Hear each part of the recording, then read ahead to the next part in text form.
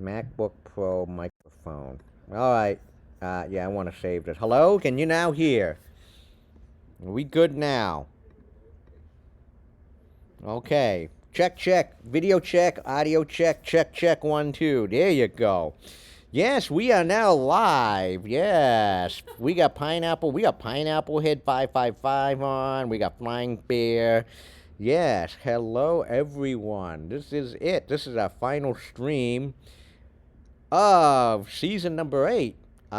Yes, hello, I'm Ming. And today is a day of first. Although today is the last streaming session, today is uh, a day of first. So, first of all, this is the first Thursday I am actually streaming in person in the Joyce Cummings Center at Tufts, room 270. It's the first time ever. Well, that also means this is also the first time I'm streaming in front of a live audience. Woo! We have a live audience behind us today. Okay? So, yeah, why, yeah, so wait a minute. So Flying Bear asked, like, why are you in 270? Like, why am I in today? And the reason is, there is actually a reason why I need to be in person today because at 6 o'clock, we're having an ice cream party for the pilot of the cybersecurity clinic. So today is we brought an ice cream. We're gonna have an ice cream social where the current cybersecurity clinic at Tufts is gonna be giving, by the way, no present. They're gonna give a talk, but no presentation slide, no nothing about the project that are being done this semester. And it's also a way for us to get to know the incoming cybersecurity clinic that is starting in fall 2024. So we're gonna run the party from like 6 to around like 7:30, and so I just need to be in today. This is also interesting, and I am quite curious about how it is because this is also the first time I am streaming to Twitch without any hardwire. Like I'm streaming wirelessly, so I'm just also wondering if the stream quality, audio, and mic quality, the audio and the video quality are any good. Yeah, well, you invited? And the answer is no, because there's only people in a cybersecurity clinic. So the answer is no. It's only no. One of these years, I still gotta say, one of these days for the final class, we gotta have a pineapple pizza party or something. And it has to be pineapple pizza party, despite I hate pineapple pizza parties. I hate pineapple pizza. That's my take. Um, so no, it's just a small group of us. So we're probably gonna have like 20, 30 people, like 20 people, including some people are flying in for the event, which gets interesting. Um, so today I am not gonna keep you long. Uh, today is the session is all right. We're done with we're done with this course, so you've learned a, quite a bit this entire semester. But now you may be wondering, okay, all right, so I learned a lot of tools, I learned a lot of techniques. There's a lot of concept and definitions that we've learned that we've covered over throughout this whole. Actually, I counted, there were 10 sessions. Like, where do we go from here? Where do you go from here? And that's the gist. And that's the gist of today is where do you go from here? What should you learn next? What could you learn next? Okay? Now I am going to open up. Let me see if I can just go to my slides. And the last one, incident handling. Here we go. This should work.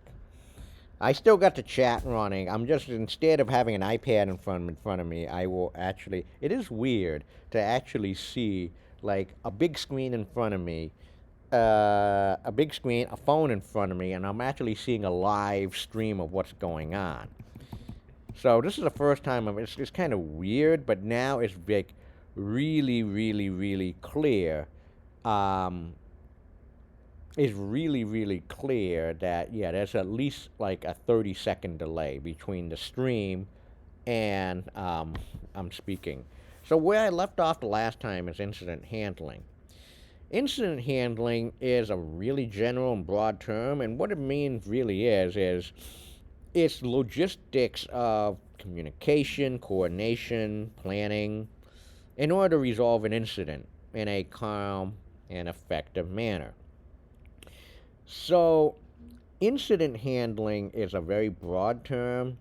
Incident response is technical components required to analyze an incident. So, an incident is not just a forensic, like not just a criminal matter, but an incident also includes like ransomware, malware, sexual harassment, email, um, stalking, bullying. Um, it's a wide range of things. Um, Back in the good old days, I mean, there was an incident that we had to deal with that had to deal with a theft of intellectual property. That's an example of an incident that can happen. So last week we talked about forensics. Forensics is actually a small part of incident handling, but incident handling is much, much, much, much, much more broader. You don't necessarily I mean, for incident handling, you just don't go to like the who, what, when, where, why, and stuff, but it's like everything. You also have to do things like preparation and also lessons learned. Incident handling is important. So, look, this is so common in the real world, like barking up the wrong tree, legal issues, dead end investigation, the runaround investigation, um, cost overrun, um, confusion on who to contact and who to talk to. List goes on. So that's why having handling, uh, an incident handling procedure at institutions and companies are important. Again, there are overlap. Forensics is really, really, like, think of it as really, really structured and rigid. It's like who, what, when, where, why, how. Leave no stones unturned. Uh, Incident handling is really, it's so much more that, okay, you got to be well versed with IT.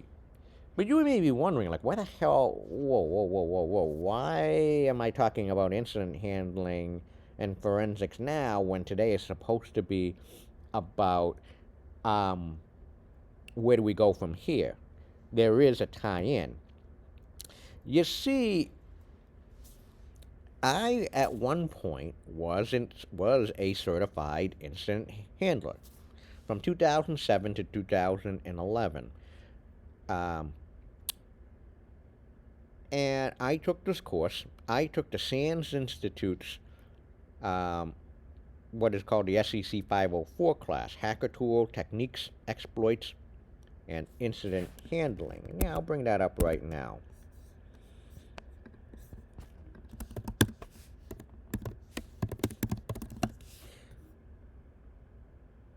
Is this your first time watching your own stream? It is. It is, Hawkseye. It is.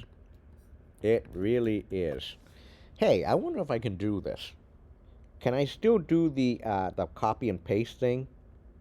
Yeah, it still works. Hell yeah. Okay. So, I want to introduce to you folks to the SANS Institute. SANS.org. SANS.org offers world class. Oh, one thing I just noticed is that my mouth is not showing. Okay, here we go. We got the seating arrangement. Oh, there you go. That's a little bit better. There we go. No, no. All right, this works. All right, this should be good. And I got to sit properly. And it's not like having a home where you have the nice environment with a chair and and the camera set up. Now this is good. Now, the SANS Institute. It is. They offer world-class cybersecurity trainings. SANS has been around for a very, very long time. Like, here is how a SANS course is structured. The in-person version of a SANS course is one full week, 9 to 5, from morning to early evening. first 4 classes are 9 to 5. And then the last day is generally a capture the flag game. Now, one key note here, yes, these are boot camps. These are cybersecurity boot camps, and they are taught by some of the like luminaries in the field. Okay, so when anyone ever talks about boot camps, like you hear about coding boot camps and all that stuff, there's no shame in doing that. I'm an alum of a boot camp. I'm an alum of the SANS Institute. Okay, and the SANS Institute trainings are world class. They're very hands on and also pretty demanding as well. Um, and now over the years, SANS has built up a list of courses, so many courses. 401, the 504 course I'll talk about in a few moments. Um, the hacker tool techniques and incident handling. This course has been around for over a decade now. Forensics 508, Sec 275, Introduction to Cybersecurity. Actually, let's take a look at that. Sec 301. One warning is about boot camp courses like with SANS. They are actually not cheap. They're not cheap, but you'll learn a ton. Yep, in person, 5 days. There's also an online option as well.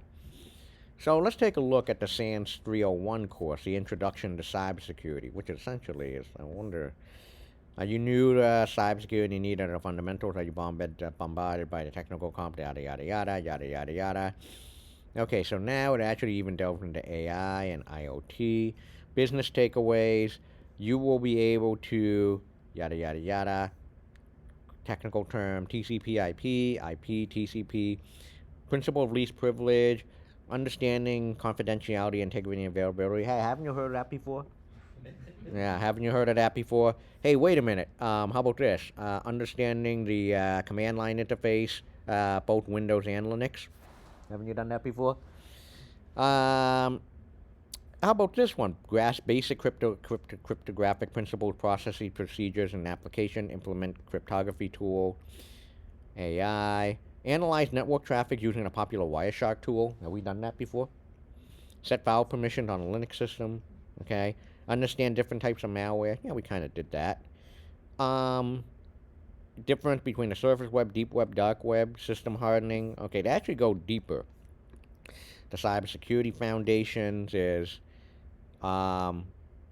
okay, here we go. Oh, they even do ChatGPT now. Introduction to cryptography. I swear that I did not copy my course off of 301. Okay, visual crypto, authentication, Bitwarden and two-factor authentication. Interesting, got Wireshark late here. Wireless security, network attacks, and okay, port scanning was ZenMap, which is a graphical version of you ever heard of something called Nmap before? There you go. By the way, for those of you who are in the audience here, I kind of feel sorry because, like, I hope you're not getting, like, motion sickness or seasickness because, like, I'm talking live, but certainly the Twitch stream that is on the big screen isn't live at all. Okay? We can figure it out. Yeah. Oh, wait, we got a bot. We got a bot. We got a bot. We got a bot. Ban. Yeah, we got a bot. We got a bot. Ban. Malware scanning with Malwarebytes. Cybersecurity technologies and web security. All right. So that's that. Let's go back and let's try. Let's revisit the hacker tools, techniques, and incident handling course. Oh, so before I get into what this course is on SANS, let's talk about the pricing. So they're not cheap. So register for Sec 504, $8,525. If you add in a certification that will last you 4 years, there's an extra grand. Holy cow. The certification for me used to be $300. I only paid like $1,700 for taking 504 because their one thing is, I think they are still really, really generous with educational discount. So interestingly enough, the next in-person one is going to be in Baltimore. David Shackelford is really good. Okay, they got one in the autumn coming.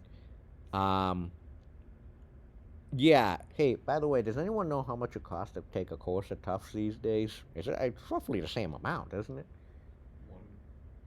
A semester of 12 courses No, is one course, just one course. I'm actually curious. I never got a straight answer on that. yeah, it's like $10,000, give or take. Holy shit! Really? For one course now? Hey, I could be making a killing if all that money was paid for me. Or four. What? This is 3 credits. About 5 grand. This says maybe. 5 grand. Okay. All right. So let's talk about the 6,000. Okay, 62. Okay, so Tufts course is a little cheaper. All right. Interesting. Yeah, business takeaways. Identify using host. But you'll be really surprised if you've taken, if you've seen some of these, you've been on part of these Twitch streams. There's a lot of what you learned are going to be covered in the Sec 504 course, Hacker Tool Techniques and Incident Handling. Let's take a look. Take a look. Here it is. Incident response and cyber investigations. Some of the topics. That's a lot of Windows stuff. Malware, generative AI. Oh, wow. They also recently just added generative AI. Linux Olympics, learning Linux using an interactive learning environment. Build command line skills at your own pace. There. Recon. How about this one? Reconnaissance, scanning, and enumeration attacks. In this course, we'll look at techniques attackers use to conduct reconnaissance as a pre-attack step, using open source intelligence, network scanning, so things like host discovery and assessment using Nmap, you've already done. Yeah, we had a full session on using Nmap. DNS reconnaissance, SMB session attack, Nmap port rangers, it gets into like MITRE attack framework. How about this? Web-based reconnaissance, the list goes on. Password and access attacks, let's take a look. Password attacks are the most reliable mechanism for attackers to bypass defenses to gain access to your organization access. So some of the stuff that you'll use, local password guessing with Hydra, password cracking with Hashcat. I mean, you did password cracking in this court. Oh, they don't do John anymore. They don't do John the Ripper anymore. They just went straight to Hashcat. Password hashes, weaknesses in Windows collecting password hashes in Windows, Linux, and cloud. Okay, interesting. Multi-purpose netcat. Again, you've done that already. Public-facing and drive-by attacks. Here we go. How about the different exploitation and stuff like command injection, SQL injection, cross-site scripting? Didn't you do that in this course? Command stacking. We've done that. Yeah, we've done many labs on that. So you can see there's a lot of overlaps between this class that I teach and 504. So essentially, you saved us $8,000. Hmm? So you saved us $8,000. Yeah, so the joke is, I guess I have saved you quite a bit of money. Or the other way you look at it is the content of this course is worth $8,000+. Yeah, persistence, where do you go from here? And of course you have a capture the flag event. So you can see there's definitely overlap between my class and Sec 504. And it shouldn't be a surprise, and I do want to make it very clear and credit that I am an alum of this course. So yes, I learned quite a bit in this class and used it for, well, here. So now you know. So now you all know. Yeah.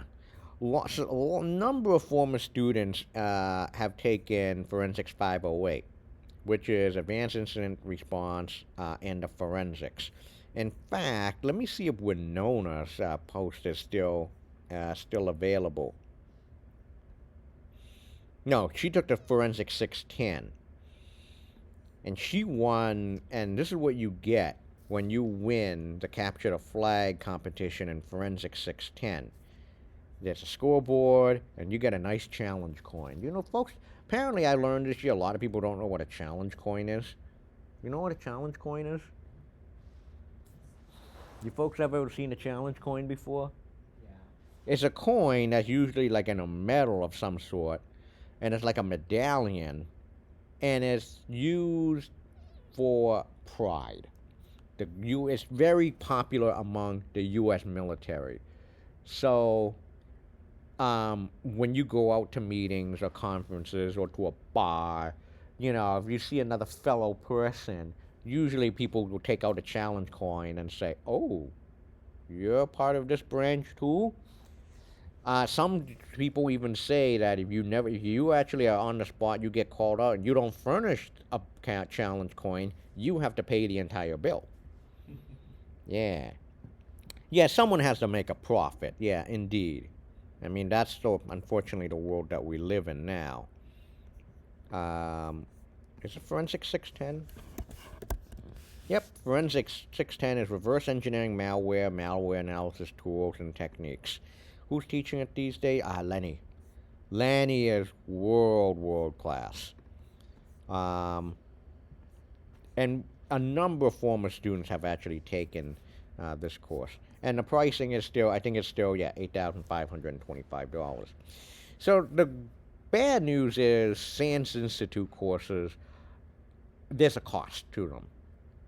And $8,000, like $9,000, do seem like a lot.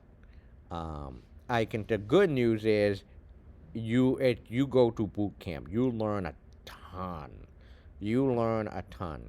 So you may be wondering, like, who's paying like this much money to take a SANS course? And the answer is, the U.S. government, namely like the Department of Defense, love sending their people to SANS courses. I can tell you that right now. So yeah, I'm an alum of the SANS 504 course. And I loved it. And I only have great things to say about SANS. I would advocate for them. There's no shame in going to boot camp. I've done it. There is a cost though. And the certification is at the end of the course, you take a certification exam, and it is multiple guess, multiple choice, and it is open book. Open book meaning the book that is the series of books that are given to you for the course. The certification lasts you for 4 years. You pass it. I think the passing rate is an 85. You only need to get an 85 on the quiz, and then you have to retake the quiz again to renew. I didn't renew. I didn't renew at all. I didn't think I needed a certification. I mean, early in my career, I was so hung up with certifications and stuff. I didn't need it. I really didn't. So, on that note, perhaps it's also a good time to talk about cybersecurity certification exams. So I'm going to go to my personal website right now. And people ask me this. It's amazing. This is a common question I ask that gets asked all the time. Okay, so what about certifications? What about cybersecurity certification, or do they help you at all? So the answer is, first of all, certifications, especially in cybersecurity, can only help you, not hurt you. Full stop. So the next question is, so what certification that you should get? The answer is, it depends. It depends. The big problem with cybersecurity certification is there's such a long list of certification options. And depending on the certification, each certification has a different cost. The CISSP, for example, how much is it now? There's a Certified Information System Security Professional. This is highly sought after, especially in management positions.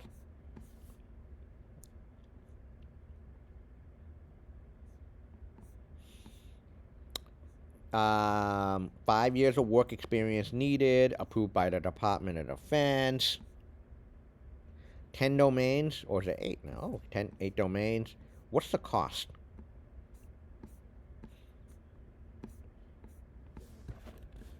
Is there a cost?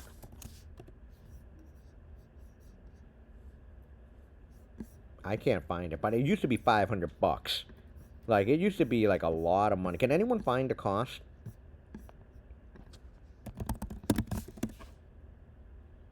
$749. Oh, geez, $749 now.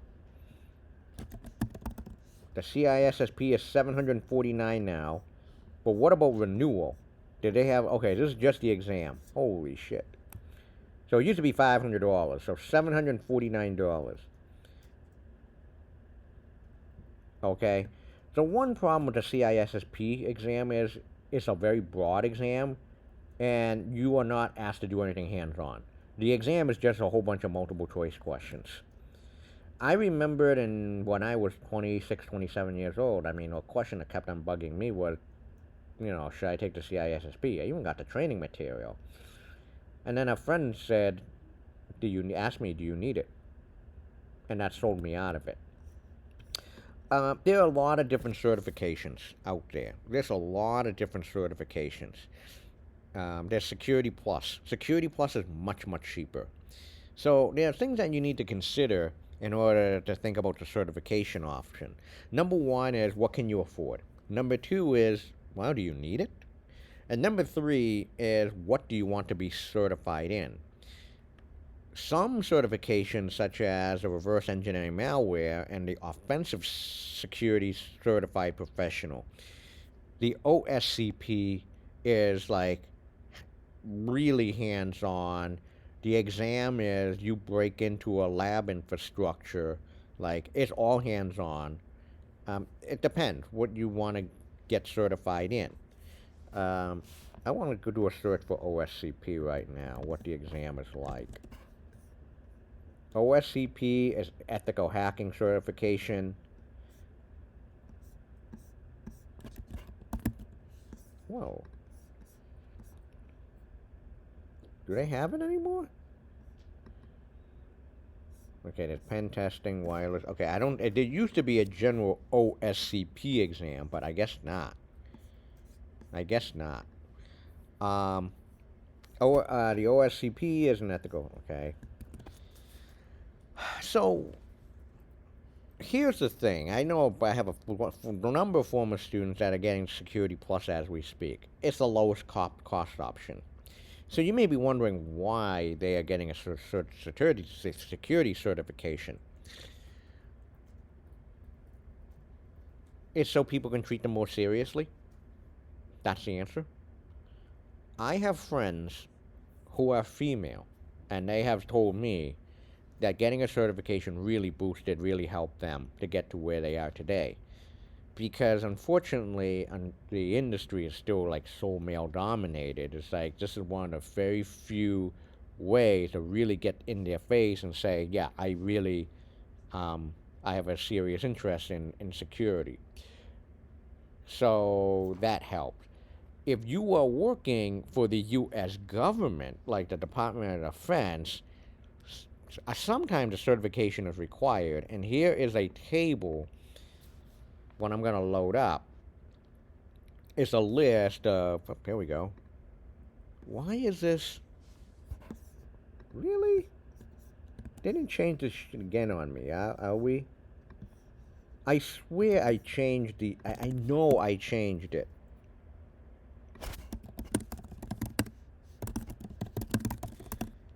Like, here. It's the same link. Here you go. I'm gonna put this. I'm gonna make a note of this. Oh, PWK changed name. Okay, interesting. I didn't know that. Approved baseline certification, GCIH, which is a SANS instant handler.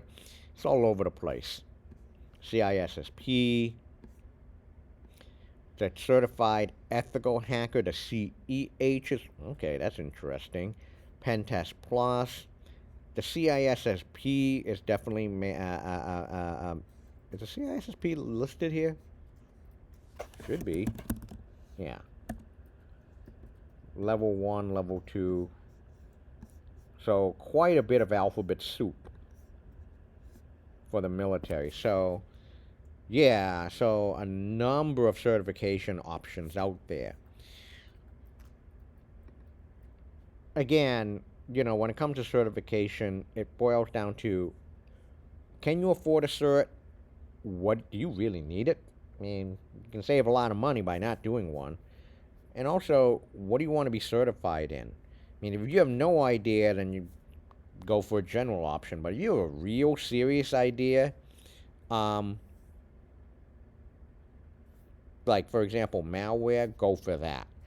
One other bit of warning for you is the more certifications that you get doesn't help you. Actually, it may actually hurt you.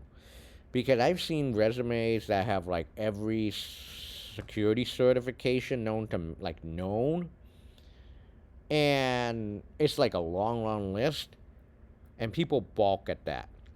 And it's like, okay, it's clear that you chased a whole bunch of certification, but the thing that is really you can never substitute are the real projects and the real hands-on experiences. Let's full stop. Okay, full stop. Like, there is no substitute for real projects and for real work experience. There's absolutely none. So, you know, quantity, quantity of certification will only hurt you more than it can help you. Graduate school, here's the thing about graduate school with cybersecurity, it's a life changing decision. If you're going for a master's, that's probably most likely, read 100% no financial aid. PhD, a doctorate, can take a long time to complete. And at this moment right now, a lot of schools are just, they're already booked. They don't have any more openings. I would only go to graduate school, go back to graduate school if you are so dead sure that you want to work in security. Okay? Like, like if you're so sure that you want to delve into, that you want to get into security, or you want to fill your gaps, just doing online research, go there. Like that's a good way. But if you don't know what you're doing, or you are wishy-washy, and you're not 100%, graduate school may not be the best investment for you. Read no. Okay? Really, I tell people, don't do what I did. Like, don't go to school right after you just finish your undergraduate degree. I did that. I got my master's right after and I pissed it all away. Because I just wanted to get the degree, but seriously, I just wanted to make money. I mean, I just wanted to get the degree to a means to an end. If I had to do it all over again, I would have worked for a few years, find out that, hey, security really was for me, then go to a school like, Carnegie Mellon or University like California, Santa Barbara, or San Diego. Like, probably like three are like some of the very best schools for security. Like, go to graduate school for a good reason. Don't piss it away. Don't throw your money out the window thinking that it can give you an extra zero on a paycheck. It can really help you figure out what you want to do. It won't do that. It won't do that. Go to graduate school for the right reasons. In this case, in the name of cybersecurity, like if you're really, really dead sure that this is what you want to do for the long term, and you want to sacrifice, 4 to 6 years finding out some brand new technique, then go. That's a good way of going to graduate school. Okay, what do you feel about like the 5-year program? Here's the thing about the 5-year program at Tufts. I said earlier, I want to do my master's at Tufts for 2 years after I got my undergrad. So I graduated in 2002 undergrad. 2004 I got my master's. And that 2 years was just a waste of my time. The 2 years was a waste of my time. Like, I didn't do like some. Put it this way, I remember that final project I did for the master's program, and it wasn't something that was memorable at all. The 1 year seems to be a happy medium. The 1 year seems to be a happy medium. If I had to do it all over again, I would have done it in 5 years. Because then you just cram everything in, you know, it's not 2 years. You take a few courses, but for me, it probably would have been much more cost effective to go for 1 year and not two. Okay? The way that it is done, oh man, another bot. Yeah, we got a ban. Yep, another ban. You know, the other thing about the 5 year program is it's really good for people who perhaps started their computer science studies a little bit too late. You know, we have a lot of that. A lot of people found out computer science like their junior year at Tufts. Um, the 5 year program is nice, so you know, hey, I can fill up the gap. I can finally take a few courses I really want to take, and you got an extra degree. And I think everyone that goes from Tufts to the 5 year program get a discount of some sort. So I feel like it's like the 5 year program is a win-win. For you, you get an extra degree for 1 year and for half the price. For the university, that's a business, they make money. Okay? 1 year is ideal. Two, that's a way you're wasting time. Okay? So that's my honest take on the 5 year program at Tufts. But 1 year really ideal.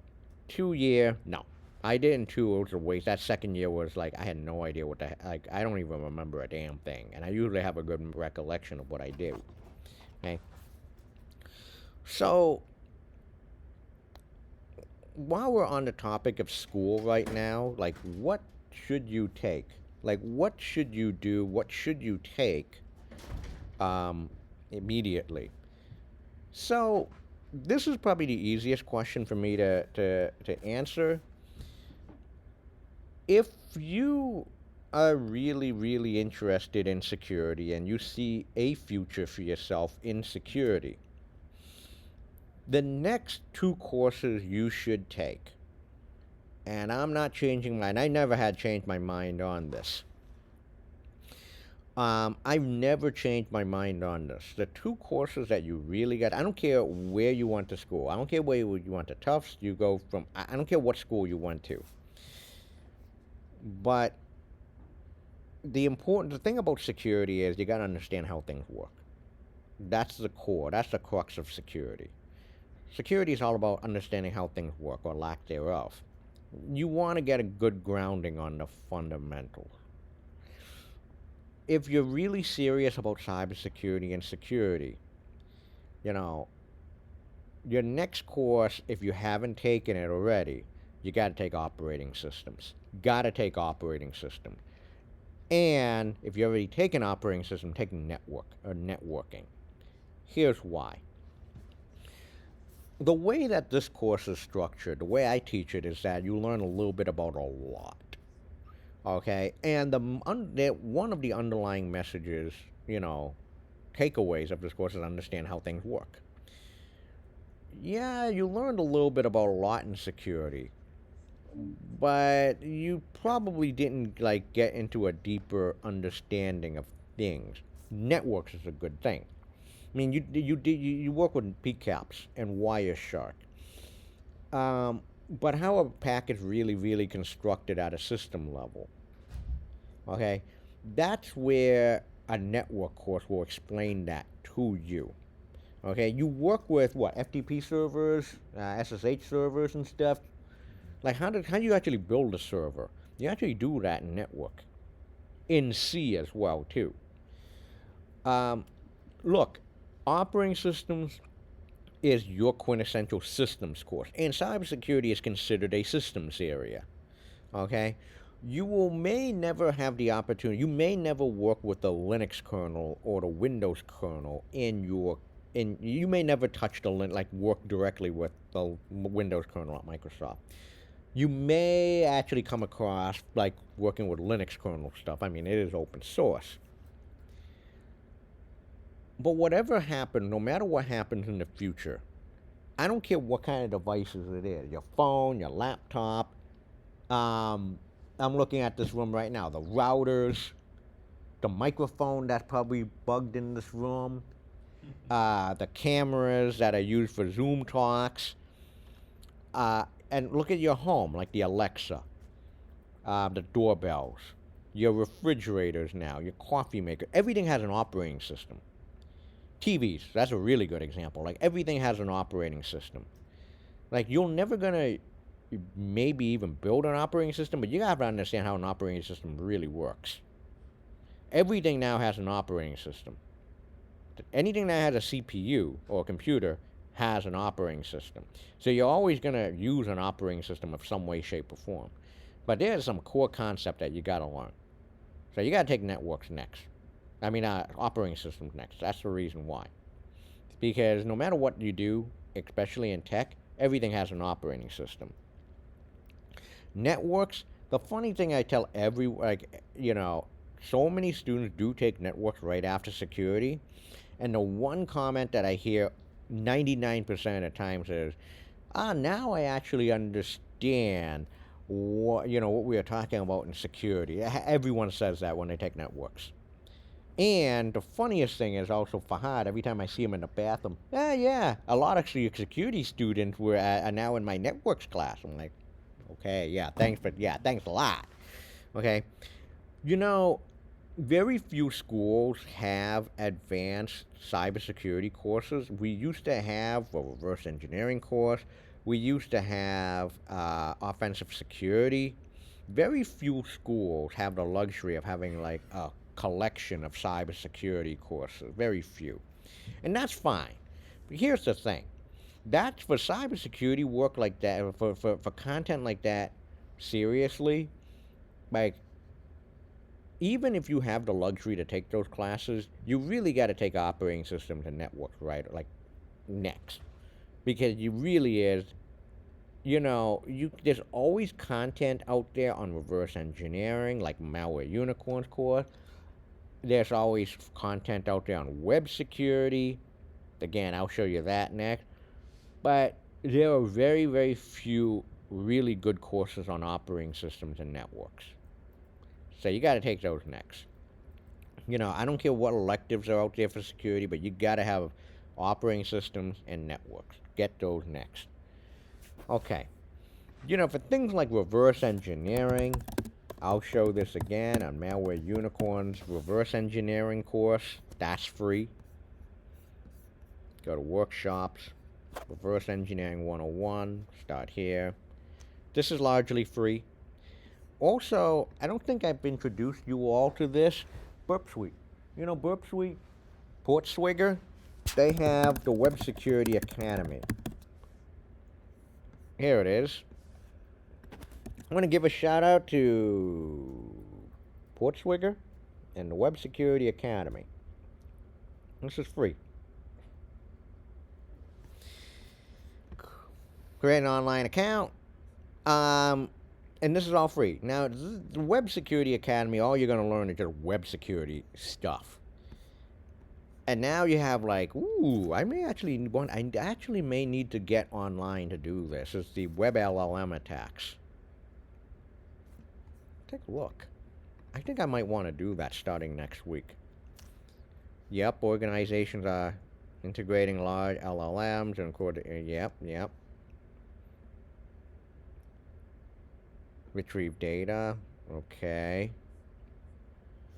At a high level, like attacking LLM integration, often similarly to server-side request forgery, vulnerability. Interesting. There's even hands-on. I know there are hands-on exercises here. I gotta read this. Insecure output handling. Hey, injection ain't going away, folks. Indirect prompt injection.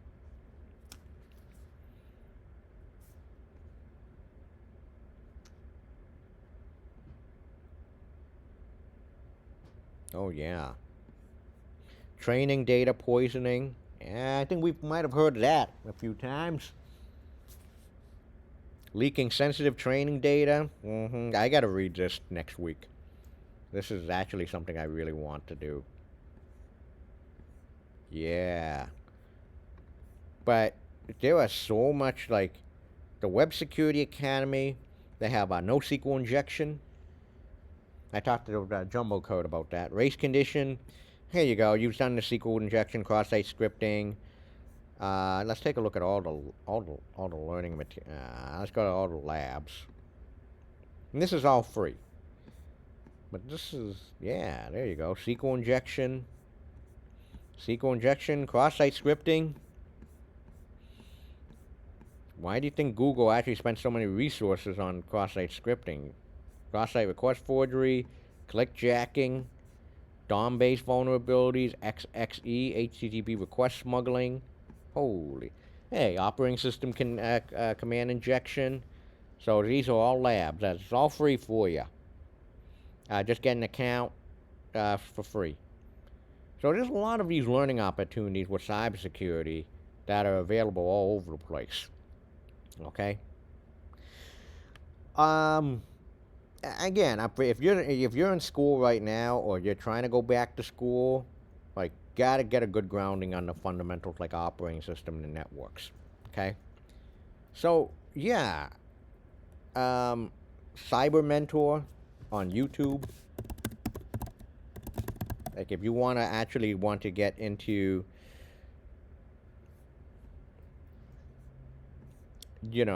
there's full-line courses.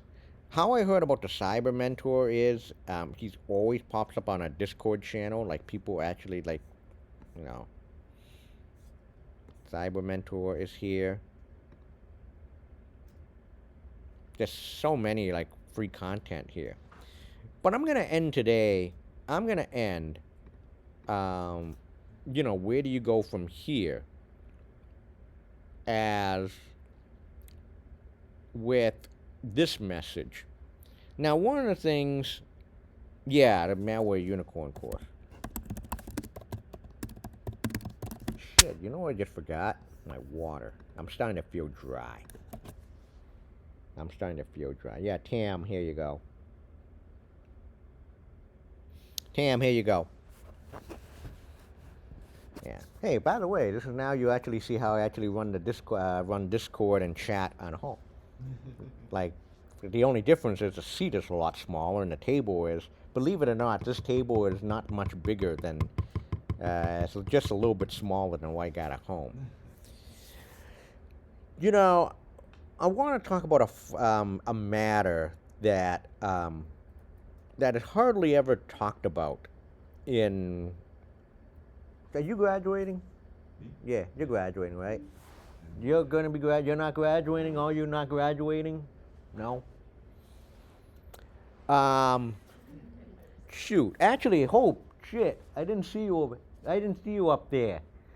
Hey, can I ask you, you graduated from, you didn't take a course in, investing, did you? Did you? Did you learn anything about personal finance and investing? Did you? I actually took a course, the next college course in personal finance and investing. Oh, you did? Yeah, like this semester. Okay, that's like, you're like one in a million. Yeah, Tufts offers it. You all should take it. Yeah, I'm going to say this right now in terms of investing. Yeah, investing, I don't know if you got this message in the course, but the one thing, if you ever want to make an investment, the best investment that you can make is in you. Damn. I don't know. My course said it was ETFs, but to each their own. The best investment that you can ever make in your life is on you. So why did I say that? Sometimes you do need to spend money to make money. So what does that have to do with cybersecurity? Quite a lot. If I did not get a home lab for myself. I would not have, I don't think I would have had the hands-on skills that I would do up to this day. If I didn't take that trip to Las Vegas, I would not be a part of the DEF CON conference. There. That's what I'm telling you. That's what I mean by the best investment that you can ever make in your life is on you. Here's the thing. Like, let's talk about conferences. I cannot tell you how much I have learned by just talking to people and friends out in the hall at cybersecurity conferences like the B-Side Las Vegas conference. Or sitting at a table at the, God rest his soul, the Riviera Hotel during the early days of DEF CON. And I've said in writing many times that I credit the Wallace Sheep for introducing me to things like Wireshark, networking, and giving me the network security education I never ever had. I never got. And I've said that. But it was up to me. I had to pay my way out there to Las Vegas. And I remember the first time I went to Las Vegas in 2006, I had no idea what the hell was going on. It was like deer in the headlights for me. Hell, I even got dropped off at the point where Tupac was killed, outside the MGM Grand. I had no idea. But looking back at it, it was that trip helped set my career to where I was. Not only did I gain the technical skills from people, but I also made connections and friends that are as good as family. And in the summer, each summer, in beautiful Las Vegas, Nevada, there is an infamous trio of cybersecurity conferences. DEF CON is the biggest one. Black Hat, which is for researchers and a lot of vendors, and B-Sides, which I have here. The B-Side Las Vegas conference, yep, here we go.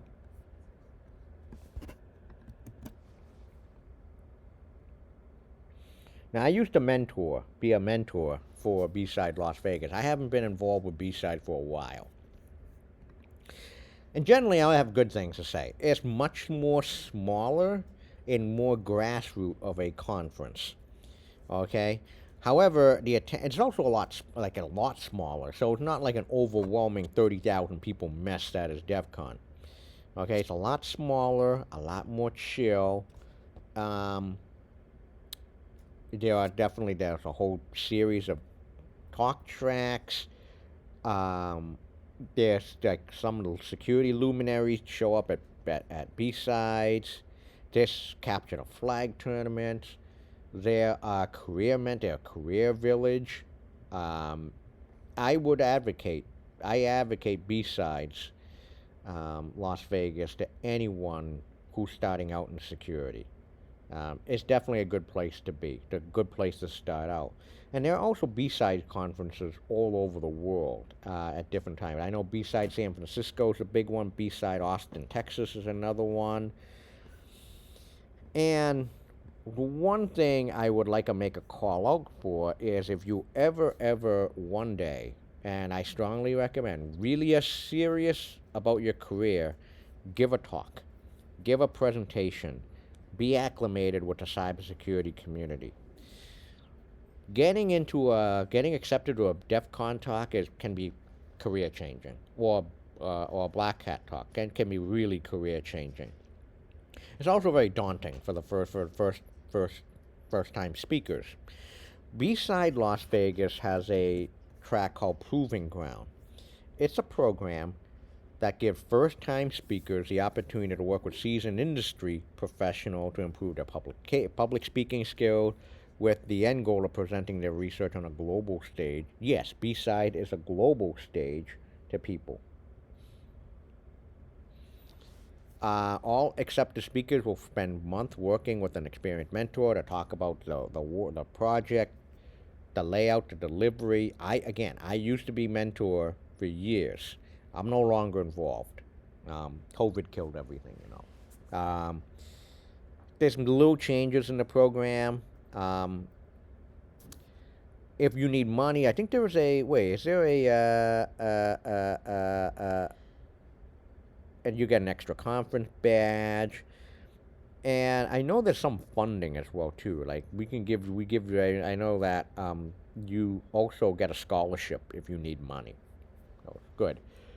This can only help your career. I mean, I would argue like this is right, if not even bigger than a certification. So if you're really serious about cybersecurity and a career in cybersecurity, get to know people in the community. Give a talk, you know. And a great place to start out is the Proving Ground at B-Side Las Vegas. Okay? And I've been very lucky over the years to see a lot of former students actually go and talk to, they're giving talks at venues such as DEF CON and B-Side, and also now RSA, Cyber WarCon, you know. But yeah, I'm just letting you know, like in terms of investing in yourself, spending money and going to a security conference, getting to know other people in the community, you know, learning from other people in the community, not just in workshops, not just at talks, but just out in the hallway, pays dividends. Full stop. Like, full stop. I can only advocate for it. And there's so much at these conferences, at these venues, that you will never learn in a classroom. Like, never will learn in a classroom. So, invest in yourself, part one. Investing in yourself, part two. Yeah, if you're also, and this is one thing that I know that academia land doesn't do much in terms of a job on, is the hands-on skills. It's the hands-on skill. And the hands-on skills are so critical in cybersecurity. Like, the only way you can really learn them for most people is outside the classroom. If you are serious about, like, on hacker techniques, you really want to build a home lab. Like a lab, a safe space, a training ground where you can just break and hack stuff. This is a little older article, but the premise remained the same. You know, we're going to get to the cost of it.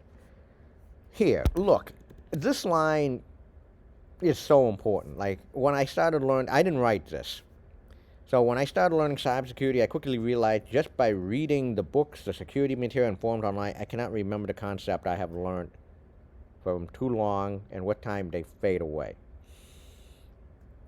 Okay? In fact, I do have one final message before I close this. Therefore, this author just wrote what it takes to build like a home lab, and you can. And I don't care how much money you have, like anyone can build a home lab. The only big difference is, yes, how much money you spend can make some sort of a difference. Okay. At the very lowest level, for anyone who is trying to like build a home lab, really all you need is a hypervisor, like a virtual machine. Like, if you have a Mac, get VMware Fusion. If you have Linux or Windows, VMware Workstation. There's a small cost to that. It's like $100. But if you have an educational discount, it's like $80. Okay. Let's say you can go for VirtualBox, but let me just not go on a rant on VirtualBox. Then you just set up like a bunch of virtual machines, like attacking virtual machine, like a Kali virtual machine, like a deliberately vulnerable machine. You can set up like a series of vulnerable machines and stuff. And here it is, like For the attacking machine, set up a Kali box. But at the very lowest level, and there's a whole bunch of deliberately vulnerable virtual machine. Also, these days, Docker can also work as well too. There are deliberately vulnerable Docker containers.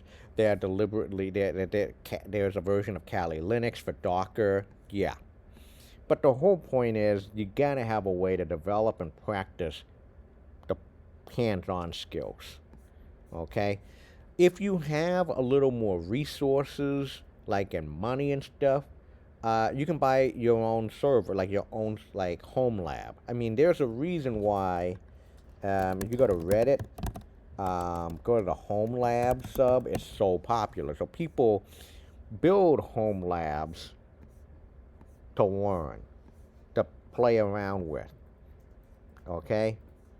Um, I on full disclosure during spring break, I finally resurrected a small PC box. Vulnerable die redundant.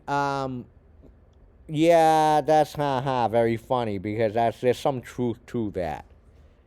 Yeah, well played.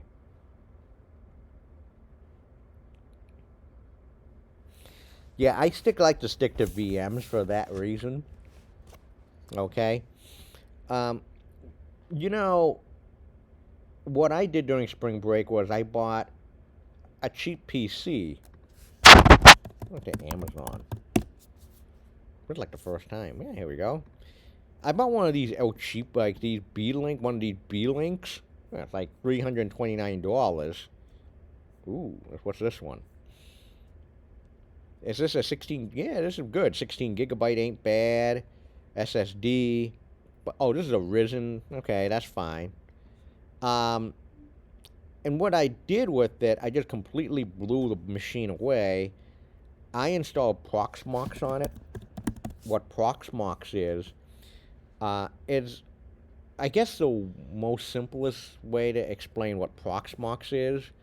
It's an operating system you install it on a box where you can just spin up all sorts of virtual machines. So the simple way to explain it is turn one computer into many, many computers. That's what it is.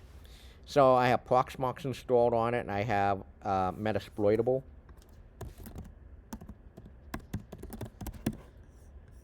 Metasploitable, here it is. Metasploitable is an intentional vulnerable Linux machine. I finally reinstalled Kali Linux on that box.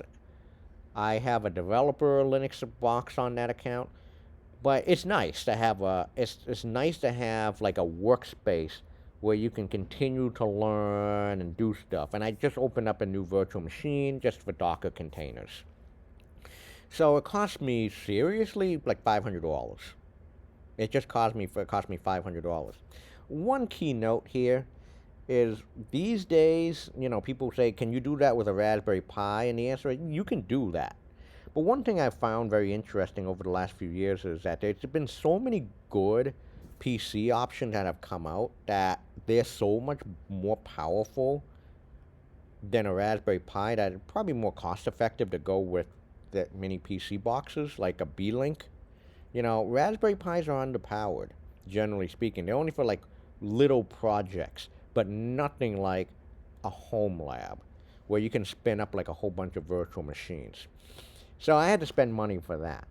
The one note I will actually leave is after today, what I'm going to do is I'm actually going to blow away this entire Mac that I'm on right now. I'm going to delete everything off of this. And I'm going to live off of my home lab at home. I'm just going to actually use this machine for AI stuff for the next 4 months. See what I can do. But yeah, it's nice that I can have that ability to do so because, hey, I have a home lab now. So,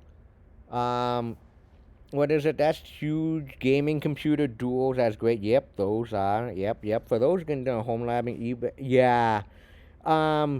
Oh, what is that called? Yeah. You know what? Hold on. APT student. I think I know who you are. APT student. Yeah, you know what? You don't need to even get a B-Link. What is that movement called? No, what is that called? There is a brand new movement with, Think Center, Dell, small form factor, home lab. What is that? Here it is, here it is, here it is, here it is. Tiny micro home. I'm gonna give you guys this link. Give you this link. You don't even need to like seriously. Have anyone ever seen these computers before? You've seen those computers before? They float all over the place. Like these computers right here. Have anyone ever seen those before? They cost like not even $100. Some of them not even cost $100. Like some of them are like pennies on the dollar now, but they've made so much of that. Like you can just go on eBay. Hell, we even use it here at Tufts. Like you can buy one of these for like $100 and just use that as your hack box. Like seriously, it's worth your investment. Like you can probably on like one Think Center, you can probably run like 3 to 4 virtual machines. Easy. Yeah. And furthermore, you have another if you want upgradable, you can stack 2 of them together, or you can just change the memory and the SSD in them. And that's not that expensive either. And also finally, and this is also really important, so someone who was mentioned about those huge gaming PCs. The problem with the huge gaming PCs was like the loaded graphics card and stuff. Yeah, they can use a lot of power, but these little PCs, these little computers, they don't use that much power at all. So you're even saving on that. So if you want to build like a home lab, get one of these El Cheapo like small form factor machine. They're floating around everywhere because so many like Dell, HP. Although I know I have friends, like including myself, that have such a bone to pick with HP, Think Center and Dells are good. So they're all over the place. And they got the hardwire option. Here it is. Right? If you want to like start like build a home lab, start with these because this is like really cheap, especially if they're used. Yeah, if they're used, they're like dirt cheap. You just go on eBay and just buy them. And that's that. So yeah, there are a lot of the problem with cybersecurity, there's a lot of options. But with the number of options that there are, education, like there's the traditional classroom, there's boot camp, there's even free options. Um, hands-on projects. There's no excuse to be learning something like all the time, to be not learning something all the time. So I'll leave it up to you. You barely scratched the surface in this course, in this class. In this 10 weeks, 10 episodes you got? Yeah, you barely scratched the surface. Now the real learning begins for you folks. It's been a fun semester. Ball's on your court.